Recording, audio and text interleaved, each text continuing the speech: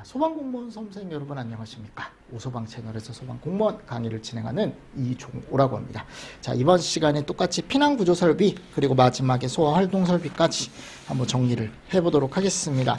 자, 뭐를 채울 수 있으면 된다 그랬죠? 제가 피난구조 설비는 오른쪽에 있는 내용을 읽고 내가 얘가 무슨 피난구조 설비의 종류인지만 잘 아시면 돼요. 먼저 피난기구의 종류부터 가보도록 하겠습니다. 뭐 사다리는 너무 쉬우니까 이런 것들은 시험 문제가 나올 일은 저는 거의 없을 것 같아요. 왜냐면 누가 봐도 피난사다리 같아서 긴급대피를 위해 사용하는 사다리, 피난사다리. 됐죠? 자, 두 번째 가보도록 하시죠. 사용자의 몸무게에 따라 자동으로 자동적으로. 그리고 사용자가 교대하여 연속적으로 사용할 수 있대요. 자, 얘가 뭡니까? 왕관기죠.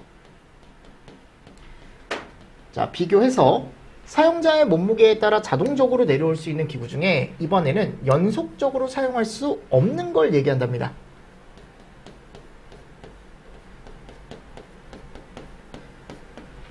하실 수 있겠죠? 자, 그리고 네 번째, 포지를 사용하여 자루 형태로 만들었다. 자루. 사용자가 그 내부에 들어가서 내려온다.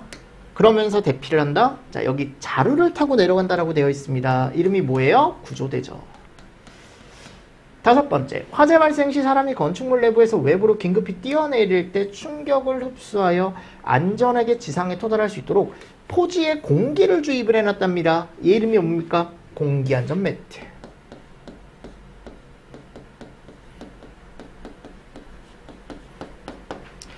맞죠? 그죠? 자, 다섯 번째, 2인 이상의 피난자가 동시에 해당 층에서 지상으로 내려온대요. 2인 이상의 피난자가 동시에, 그죠? 2인 이상. 그래서 얘를 우리가 뭐라고 하냐면 다수인 피난장비라고 얘기하죠. 다음 7번.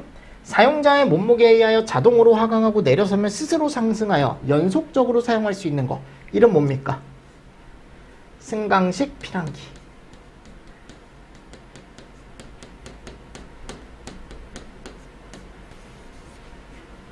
됐죠? 자, 그리고 여덟 번째, 하향식 피난구용 내림식 사다리.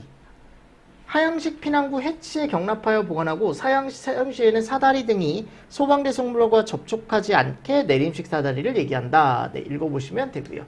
왜냐하면 하향식 피난구용 내림식 사다리는 실제로 상용되진 않았습니다.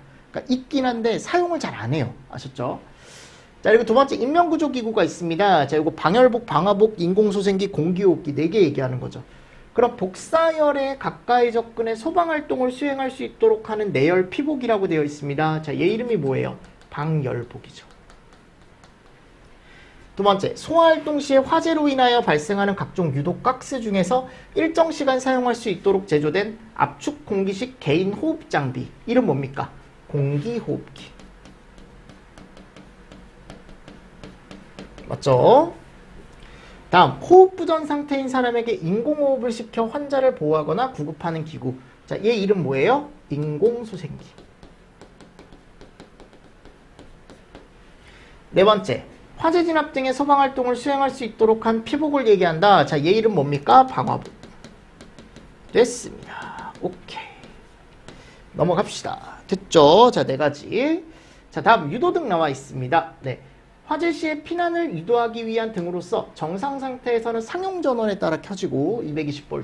상용전원이 정정되면 비상전원으로 자동전원, 이런 거 수동으로 바꿔놓을 수 있으니까 잘 보셔야겠죠. 자, 자동전환되어 켜지는 등을 얘기한다. 얘를 우리가 유도등이라고 얘기하는데 이 유도등이 종류가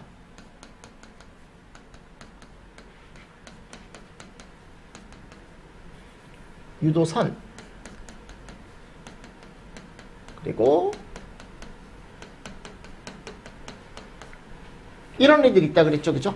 맞습니까? 첫 번째가 보면 햇빛이나 전등불에 따라 축광하거나 전류에 따라 빛을 발하는 광원점등 방식이라는 게 있다. 그리고 얘를 띠 형태로 설치가 되는 거래요. 그죠? 얘 이름이 뭐예요? 피난유도선이죠, 선. 그러니까 이 피난유도선에는요, 축광식, 그러니까 빛을 평상시에 먹었다가 이제 어두워지면 반짝하는 방식과 그리고 실제로 그 안에 램프가 달려있는 광원점등 방식이라는 게 있다라고 제가 말씀드렸습니다. 자, 두 번째입니다. 피난구 또는 피난 경로로 사용되는 출입구를 표시한 출입구. 이름이 피난구 유도등이죠. 그죠? 피난구 유도등. 그리고 녹색 바탕에 무슨 문자? 백색 문자. 그쵸? 녹색 바탕에 백색 문자. 맞죠, 여러분들? 자, 세 번째. 피난 통로를 안내하기 위한 유도등으로 복도 통로 유도등, 거실 통로 유도등, 그리고 계단 통로 유도등을 말한다 라고 되어 있습니다. 자, 통로를 안내한대, 통로. 그래서 얘 이름이 뭐예요? 통로 유도등이죠, 뭐. 근데 통로 유도등 종류에 세 가지가 있죠. 복도에 다는 거, 거실에 다는 거, 계단에 다는 거. 그래서 복도에 다는 건 복도에 다는 거, 그죠? 거실은 이제 개방되어 있는 공간, 그리고 계단 같은 경우는 계단 참에 이제 설치를 하는 거다라고 말씀을 드렸습니다. 그래서 통로 유도등은 지금 여기 나오는 피난구 유도등과 색깔이 또 반대예요. 백색 바탕에 녹색 문자. 그리고 객석의 통로 바닥 벽에 설치하는 유도등이다 라고 되어 있습니다. 통로 바닥 벽. 자, 이름 뭐예요? 객석 유도등. 그리고 이 객석 유도등의 설치 개수 구하는 공식이 있다라고 했죠. 어떻게 한다라고 했습니까? 통로 부분의 직선거리를 제가 몇으로 나눠서, 그쵸? 4로 나누고 마지막에 마이너스 1. 절대 여기다가 마이너스 1을 해주시면 안 됩니다. 학생들이 나중에 가면 이런 게 이제 헷갈려 하거든요.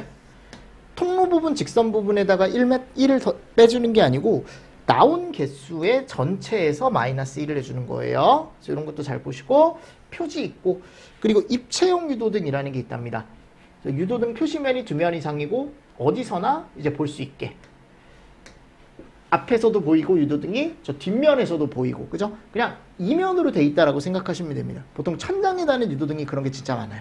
그러니까 앞에서도 봐도 저쪽으로 피난하는 거구나, 이쪽에서 봐도 저쪽으로 피난하는구나 라는 게 보이는 유도등을 우리가 입체형 유도등이라고 하고, 비상조명등과 휴대용 비상조명등은 용어의 정의 정도 읽어보시면 됩니다.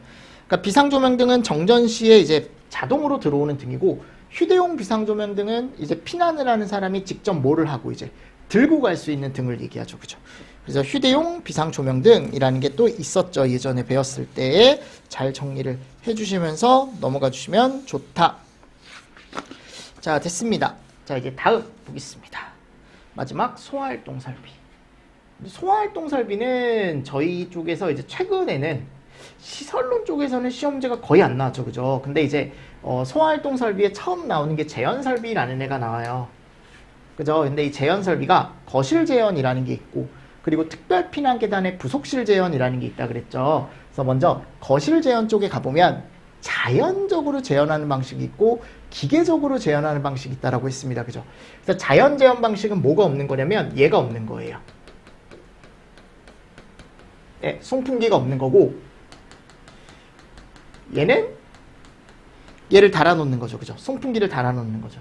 그러니까 송풍기라는 건 그냥 기계라고 생각하시면 됩니다. 바깥쪽으로 바람을 빼주는 기계, 또는 안쪽에 신선한 바람을 넣어주는 기계, 이런 것들을 설치를 하느냐 또는 설치를 하지 않느냐에 따라 내가 이게 자연 재현이냐 또는 기계 재현이냐 이렇게 나눈다라는 거죠. 됐죠? 그럼 자연 재현 방식에는, 우리가 송풍기가 달리지 않는 방식에는 몇 가지가 있더라? 3가지가 있더라라고 되어 있는데, 그러니까 이것도 제가 봤을 때 뭐 밀폐, 자연, 스모크 타워 이런 게 있는데, 스모크 타워 정도 보시면 돼요. 스모크 타워. 얘가 제가 뭐 달리는 거라 그랬죠? 그렇죠. 루프 모니터라는 걸 여기다 달아놓는다 그랬어요. 루프 모니터. 루프 모니터를 달아놓는 방식이 스모크 타워 재현 방식이고, 자, 기계 재현 방식은요, 1종 기계 재현이 있고 2종 기계 재현이 있고 3종 기계 재현이 있다 그랬죠. 그죠? 맞죠, 여러분들? 그래서 1종 기계 재현은 급기가 기계, 배기가 기계. 2종은 기계, 자연, 자연, 기계. 맞나요? 그래서 바람을 기계로 넣어주냐, 또는 바람을 기계로 빼주냐, 또는 바람을 자연적으로 넣어주냐, 또는 배기를 자연적으로 빼주냐. 그러니까 이런 것들을 통해서 우리가 1종이냐, 2종이냐, 3종이냐 이렇게 나눌 수가 있다라고 제가 말씀을 드렸었고요. 됐습니까? 자, 그래서 이 재현은요, 결국 우리가 바람을 바깥쪽으로 빼주는 거다. 근데 그쪽에서 이제 얘기를 할 때 이런 재현구역, 재현구역에서 재현경계에 구획된 건물 내 공간을 얘기한다라고 되어 있는데, 이 재현구역을 구획 시에 면적을 몇 제곱마다 구획한다 그랬죠? 그렇죠.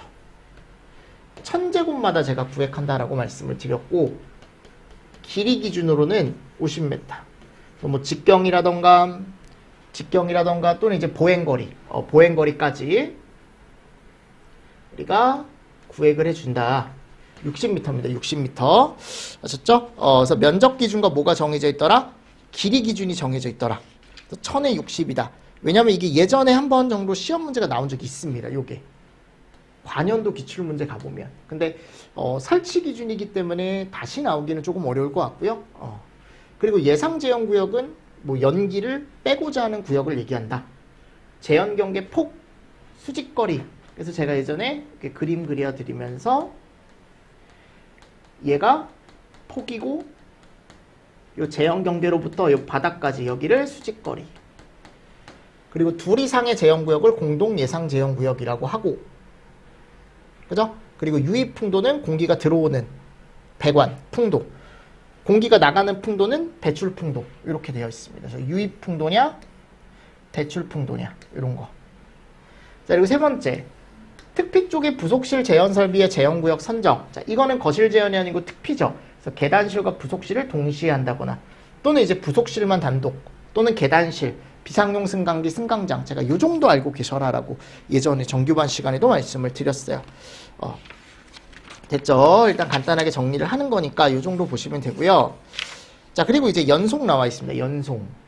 제가 예전에 개요 읽고 이게 연결송수관이다라는 거 정도만 알고 계시면 된다 그랬죠? 그죠? 그래서 건축 외부에서 소방공무원이 소방펌프차를 가지고 와서 이제 송수구라는 곳에 접결을 하면,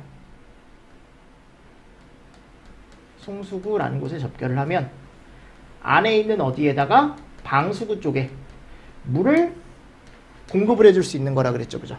그래서 송수구에서 어디로? 그렇죠. 방수구 쪽으로. 물을 공급을 해주는 거죠. 요건 외부, 내부. 맞죠, 여러분들? 그래서 우리가 소방 펌프차로 건물 내부에 송수해서 소방관이 내부에서 유효한 소화활동을 행할 수 있도록 되어 있는 설비다. 자, 얘 이름이 연송이다, 연송.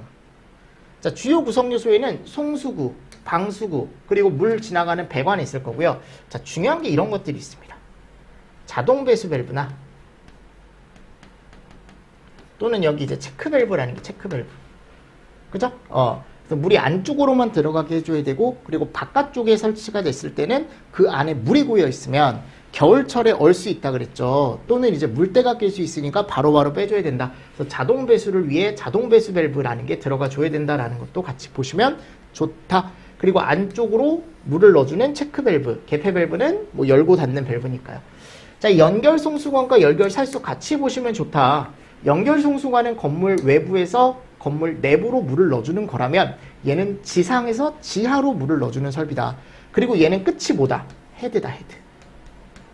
왜냐하면 지상층 또는 지하가 이런 데가 뭐가 이제 힘들다 보니까 소방관들이 그 안에 들어가서 화재를 이렇게 진압하기가 쉽지가 않기 때문에 우리는 지상에 송수구라는 걸 설치하고, 그리고 지하에 직접 들어가지 않더라도 물이 나오게 살수 헤드를 설치해서 거기서 이제 물이 나올 수 있게 해준다 그랬죠. 걔 이름이 연결 살수입니다. 그래서 여기 살수 헤드라는 게 들어가 있다라는 거.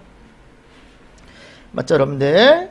자, 그리고 비콘, 뭐 무통 이런 것들 나와요. 그죠? 읽어보시죠. 개요 꼭 읽어보세요, 여러분들. 얘가 비상 콘센트, 얘가 무선 통신. 그리고 지하부에는 이런 애들이 들어가더라. 소자 탐통 유방. 여기가 보면 소자 탐통 유방. 그죠?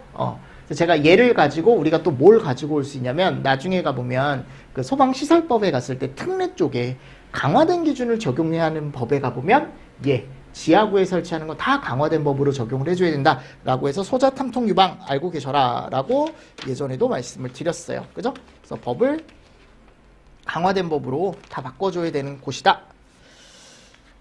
자, 됐습니다. 네, 그렇게 정리를 하시고요. 네, 시설로는 이렇게 해서 마치도록 하겠습니다. 자, 그리고 뒤쪽에 이제 뭐가 남았냐면 재난관리법이 남았어요. 그리고 그 뒤쪽은 뭐 금방 끝나는 쪽이니까 역사나 이런 쪽은 한 번씩 쭉 보면서 그냥 넘어가면 되니까.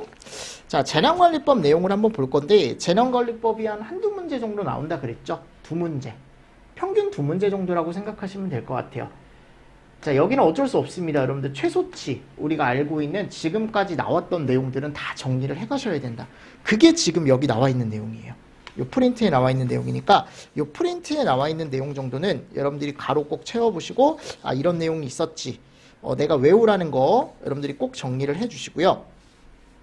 이게 재난관리법을 보니까 이게 프린트에 근데 제가 여기 올려드린 프린트에 약간 이제 예전법이 좀 섞여 들어가 있더라고요. 그래서 제가 개정된 걸로 이 재난관리법만 다시 올려드릴 거거든요.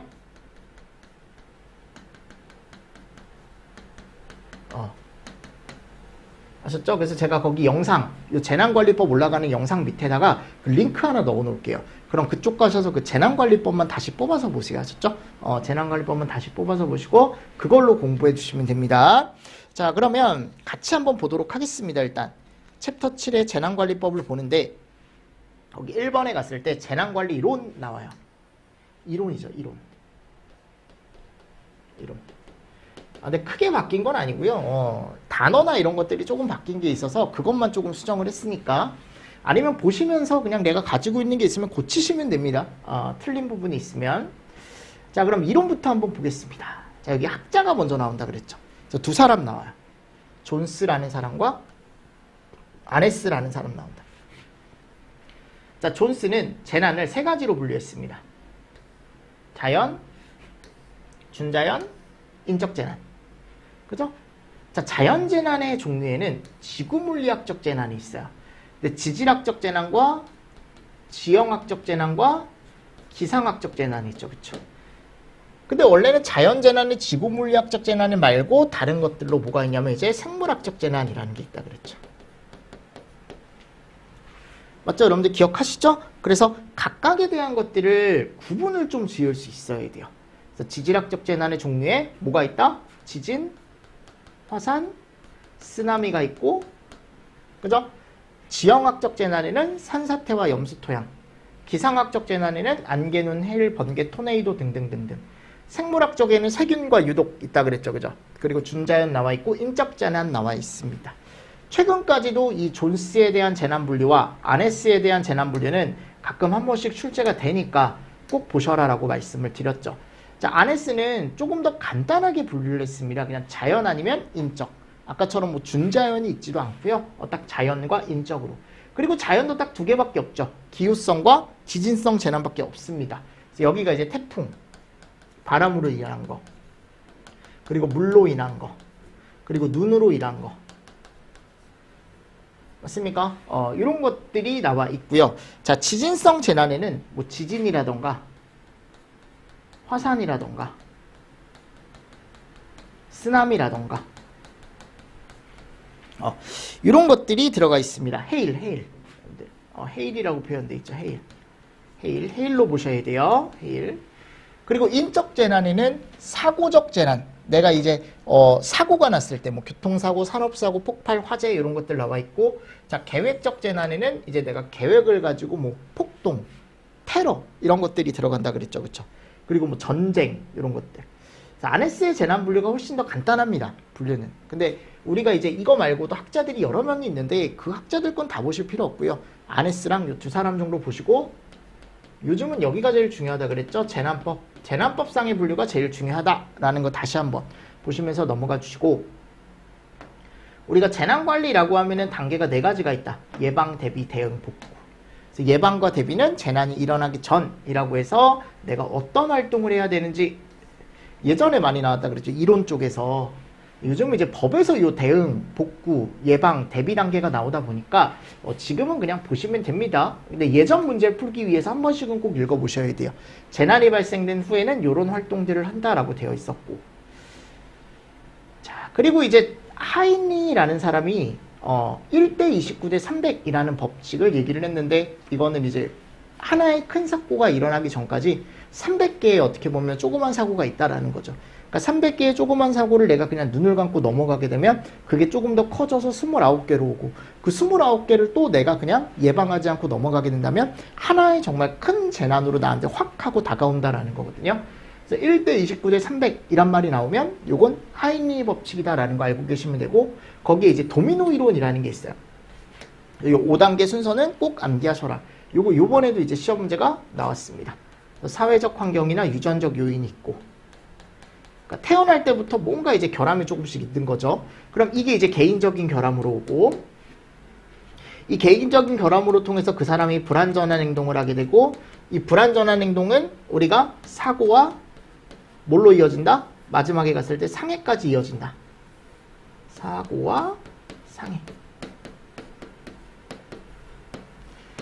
네, 기억하시죠? 그죠? 이 5단계는 여러분들이 꼭 정리를 해주시면 좋다. 됐죠? 자, 그리고 재난관리법입니다. 여러분들 여기는 이제 본문이 시작되는 거거든요. 법이. 용어의 정의. 재난. 보세요. 국민의 생명, 신체, 재산과 국가에 피해를 주거나 또는 줄 수 있는 것으로서 다음 각목의 것을 얘기한다. 자, 각목의 것이 딱 가와 나 이렇게 나와 있죠. 그래서 가는 태풍, 홍수, 호우, 강풍, 풍랑, 해일, 대설, 한파, 낙뢰, 가뭄, 폭염 등등등등. 그리고 사회재난, 화재, 붕괴, 폭발, 교통사고. 자, 얘네 두 개를 제가 어떻게 한다 그랬죠? 섞어 놓는다. 자, 얘 이름이 자연재난, 얘 이름이 사회재난. 됐습니까? 막 섞여 있을 때 여러분들이 얘는 자연, 얘는 사회 이렇게 날릴 수 있어야 돼. 각각. 무슨 말씀인지 아시겠죠? 네, 그걸 하실 수 있어야 돼요. 잘 보셔라 라고 제가 예전에 말씀을 드렸었고요. 자연재난은 그냥 자연현상에 의한 거니까 구분하기가 어렵지 않거든요. 솔직히 말하면. 근데 여기 황사라던가 또는 여기 미세먼지 이 두 가지 이런 것들 좀 구분해서 보십시오. 황사는 자연재난이고 미세먼지는 뭐예요? 사회재난입니다. 자, 그리고 또 이쪽 밑에 왔을 때 환경오염 이런 거, 이거 사회재난. 그리고 감염병, 사회재난입니다. 가축 전염병, 사회재난입니다. 아셨죠? 자, 이거 구분하는 거 나온다. 용어의 정의에 재난관리법상의 요 법 분류는 꼭 하실 수 있어야 돼. 재난 분류는. 두 번째, 대한민국 영역 밖에서 국민의 생명, 신체 및 재산에 피해를 주거나 줄 수 있는 거기가 보면 재난으로서 정부 차원에서 대처할 필요가 있는 재난. 자, 얘 이름을 무슨 재난? 해외재난.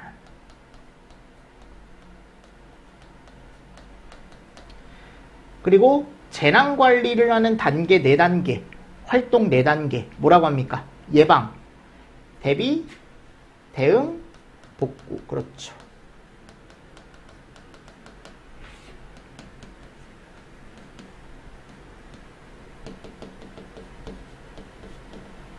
맞죠, 여러분들? 얘를 위하여 하는 모든 활동을 얘기한다라고 되어 있고, 안전관리는 재난이나 그 밖의 각종 사고로부터 사람의 생명, 신체 및 재산의 안전을 확보하기 위하여 하는 모든 활동을 우리가 안전관리라고 얘기한다라고 되어 있습니다. 그래서 안전관리에 대한 내용도 한번 읽어보시고요.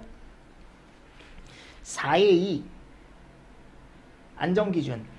각종 시설 및 물질 등의 제작, 유지관리 과정에서 안전을 확보할 수 있도록 적용할 기술적 기준을 체계화한 것을 말하며 안전기준의 범위와 범위 등에 관하여는 대통령령으로 정한다.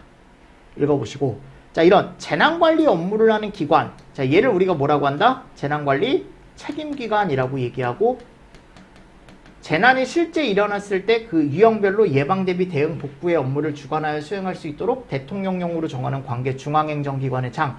자, 여기를 우리가 뭐라고 합니까? 무슨 기관이라고 합니까? 그렇죠. 주관기관이라고 얘기합니다. 주관기관. 그래서 주관기관은요, 솔직히 말씀드리면 간부기출 쪽에서 좀 나왔다 그랬죠, 항상. 아직 공채 때 크게 나온 적은 없지만 오른쪽에 이런 재난이 일어났을 때 왼쪽에 주관기관이 이런 애들이 되더라 라는 거 한 번 정도는 읽어보시면 좋다. 그래서 교육부는 학교, 그죠? 과기부는 어떤 전파나 통신 이런 것들 포인트로 보십시오. 외교부는 해외, 법무부는 법무, 국방부는 국방. 이런 데서 사고가 나면 이제 주관을 하는 거죠. 그리고 행안부가 되게 많죠. 뭐 정부시설, 공동구재난, 내륙 발생한 유도선. 이게 만약 해양에서 유도선이 순환 사고가 나면 경찰청, 해양경찰청이라는 곳에서 담당을 합니다. 이런 거는 조금 체크해 두시면 좋을 것 같아요. 무슨 말씀인지 아시겠죠? 이런 것들 나와 있고요. 이런 것들 나와 있고. 그리고 여기 갔을 때 이제 풍수해가 나와요. 풍수해. 근데 또 뭐는 제외한대요? 조수는 제외한대요. 그럼 이 조수는 해수부, 해양수산부 쪽에서 담당을 하고, 뭐 지진, 화산, 낙뢰, 가뭄, 한파, 폭염, 다른 재난관리주관기관에 속하지 아니하는 재난및 사고를 다 이쪽에 몰아줍니다. 행안부. 자, 문체부, 경기장, 공연장, 그죠? 농립축산식품부, 가축질병저수지, 산업통상자원부, 가스나 원유, 전력, 이런 에너지에 관련된 것들, 보건복지부, 보건의료, 질병관리청, 이거 새로 생긴 거죠. 감염병, 코로나 때에 새로 생긴 거. 자, 그리고 환경부 같은 경우는 여기에 뭐 환경오염 사고라던가 식용수 사고, 조류대 발생, 그죠? 근데 녹조에 한정을 한답니다. 그래서 이게 적조면 또 해수부로 가요. 왜냐면 이런 것들이 또 시험 문제가 나올 수 있을 것 같아서 제가 말씀드리는 거예요. 아셨죠? 그리고 황사라던가 미세먼지, 황사나 미세먼지. 그리고 회사 쪽에서 사고가 나면 고용노동부. 그리고 국토교통부는 뭐 철도, 터널, 그죠? 항공기 이런 것들. 해수부 보세요. 조류대 발생인데 적조, 조수, 아까 제가 얘기했죠. 그리고 해양 분야의 환경오염이라던가 해양 선박사고라고 나와 있고, 금융위원회는 금융전산, 원자력은 원자력 읽어보시고, 다만 파업에 따른 건 제외한대요. 자, 소방청은 제가 꼭 알고 계셔라. 그죠? 문화재청은 문화재일 거고, 산림청 특이하게 산불 들어가 있다라는 거, 해양경찰청은 해양유도선, 아까도 말씀드렸다시피. 맞습니까? 그래서 오른쪽에 요거 좀 여러분들 짝지을 수 있게만 정리를 좀 잘 해주시면 좋을 것 같고요. 다음, 자, 이 두 가지는 세 가지죠. 꼭 아셔야 되는데 얘 이름이 무슨 구조? 긴급구조에 대한 거. 그래서 재난이 발생할 우려가 현저하거나 재난이 발생했을 때 국민의 생명, 신체, 재산을 보호하기 위해 긴급구조기관과 긴급구조 지원기관이 하는 인명구조, 응급처치, 그 밖에 필요한 모든 긴급한 조치를 우린 뭐라고 한다? 긴급구조라고 얘기한다. 긴급구조. 자, 긴급구조기관. 시험제 많이 나왔죠, 이거. 소방청, 소방본부, 소방서를 얘기한다. 그죠?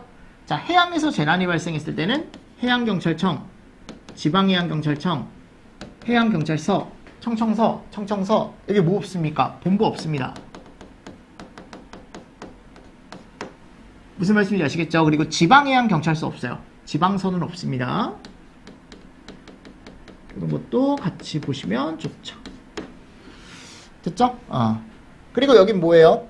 긴급구조에 필요한 인력, 시설 및 장비, 운영체계 등 긴급구조 능력을 보유한 기관이나 단체로서 대통령령으로 정하는 기관과 단체. 그래서 우리가 보통 뭐라고 얘기하냐면 얘를 지원해주는 긴급구조 지원기관이라고 얘기합니다. 9의 2. 자, 요거 읽어보시고 왼쪽에 얘가 뭔지, 얘가 안전문화활동이라는 애고요. 자, 안전 취약계층에는 누가 해당한다? 어린이, 노인, 장애인. 그쵸? 재난관리법상의 안전 취약계층. 그리고 10번 재난관리 정보. 여러분들 재난관리 정보 4가지는 암기해 주십시오. 그래서 뭐가 나와 있냐면 이런 정보들. 재난상황, 동원가능, 시설물, 지리. 암기해 주십시오. 그리고 여기 에너지나 정보통신, 교통수송, 보건의료 등 국가경제, 국민의 안전, 건강 및 정부의 핵심 기능에 중대한 영향을 미칠 수 있는 시설 또는 시스템, 자산. 이걸 우리가 뭐라고 한다? 국가 핵심 기반이라고 얘기한다. 맞나요? 자, 됐습니다. 이 정도 보시면서 넘어가 주시면 될 것 같아요. 그러니까 정말 제가 꼭 봐야 되는 것들, 이 정도는 보셨으면 좋겠다라고 하는 것들만 제가 넣어놨습니다. 자, 그리고 나서 뒤쪽에 가보면 이제 안전관리기구에 대한 게 나오는데, 그 안전관리기구 중에 제일 첫 번째 나오는 게 어디냐면 중앙위원회가 나와요. 그쵸? 그래서 제가 중앙위원회라던가 또는 뒤에 나오는 조정위원회, 이 두 가지를 조금 구분을 하실 수 있어야 되는데, 심의사항을 제가 잘 구분을 하셔라라고 말씀을 드렸습니다. 기억하시죠? 그죠? 조금 쉬었다가 이 중앙위원회와 조정위원회 한번 또 들어가 보도록 하겠습니다. 자, 이번 시간 여러분들 수고 많으셨습니다. 수고하셨습니다.